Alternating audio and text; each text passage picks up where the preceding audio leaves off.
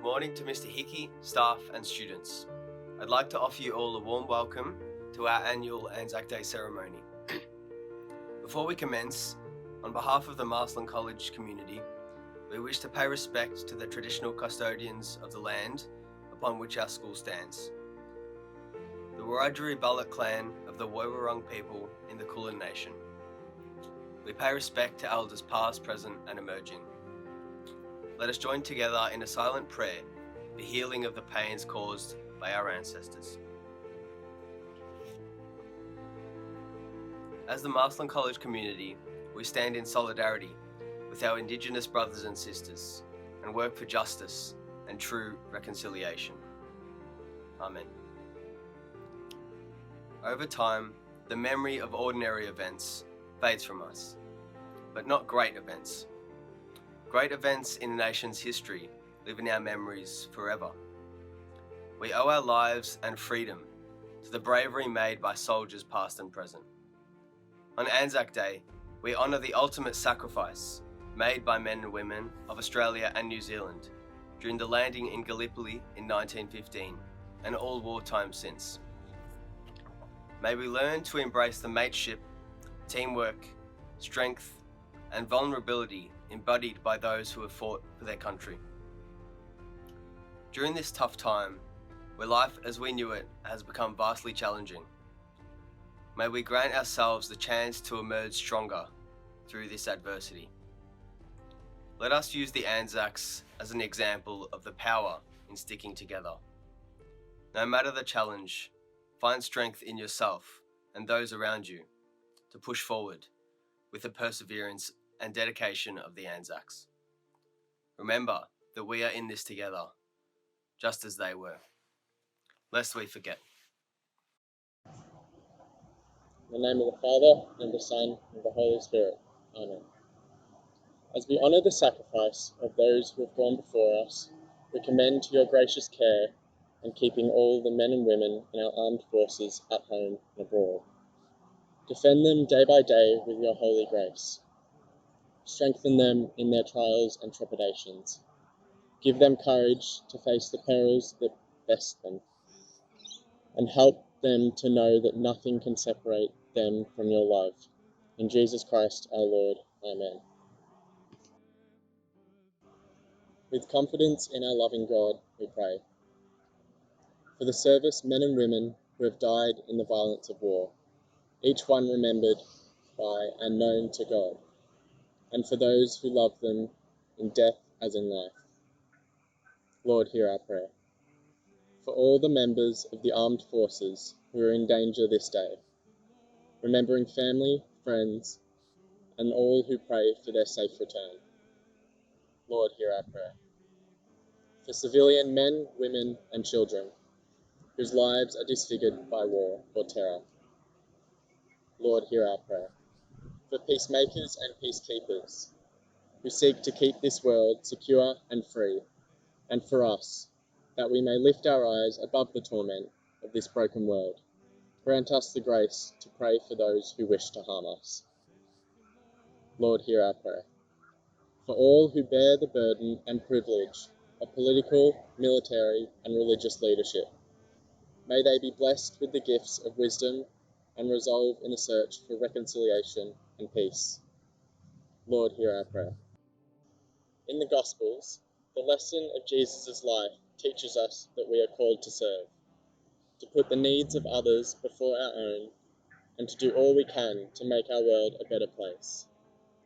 Together, in the words Jesus gave us, we pray to our loving God, for those who have laid down their lives for peace and freedom, and for all of us, that we may have the courage to answer the call to holiness and make hope a reality for our world by working for justice and peace. Our Father, who art in heaven, hallowed be thy name.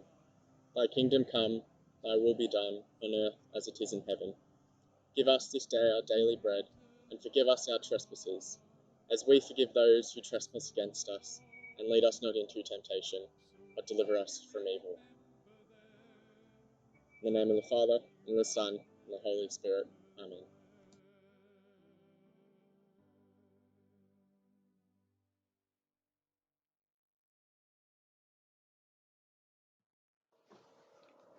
The recitation of the Ode has been a traditional component of ANZAC Day ceremonies in Australia since 1921. The Ode is the fourth stanza of a poem called For the Fallen, first published in the Times in 1914. Originally, the words were meant to honour the British Expeditionary Force, who were suffering a high casualty rate across the Western Front in the First World War. Over time, the words have been used to honour all casualties of warfare, regardless of nationality. Today, we recite the Ode to commemorate the heroism, sacrifice, and unity of the Australian and New Zealand Army Corps. We remember the young soldiers who landed at Gallipoli on the 25th of April, 1915. In spite of an unsuccessful campaign, we remember the legend of their ingenuity, bravery, and mateship in the face of unimaginable chaos and loss.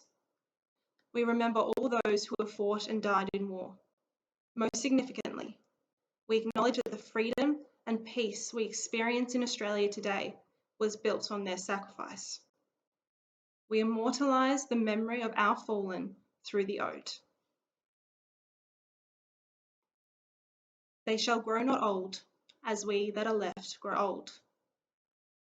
Age shall not weary them, nor the years condemn. At the going down of the sun, and in the morning, we will remember them, lest we forget.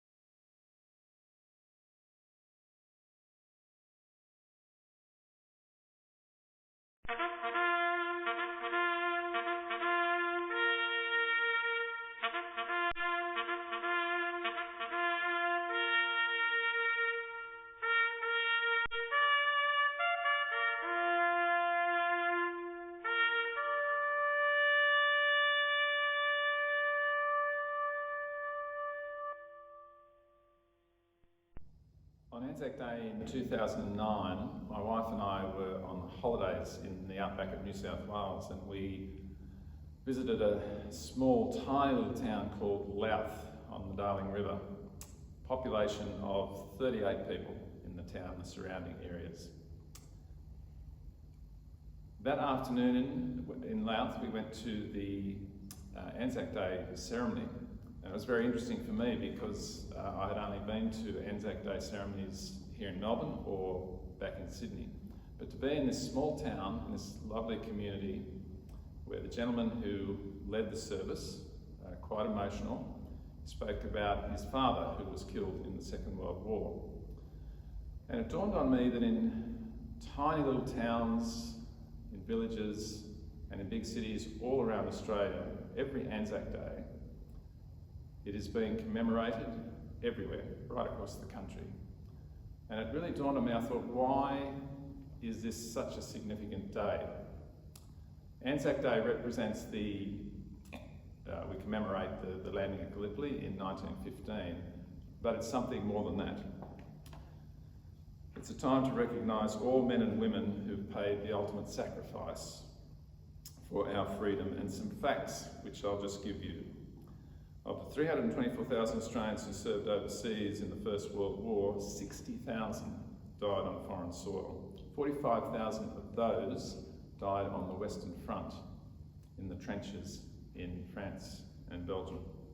During the course of the 20th century, a total of 100,000 Australians died in wars, and that's 100,000 reasons to remember and to be grateful.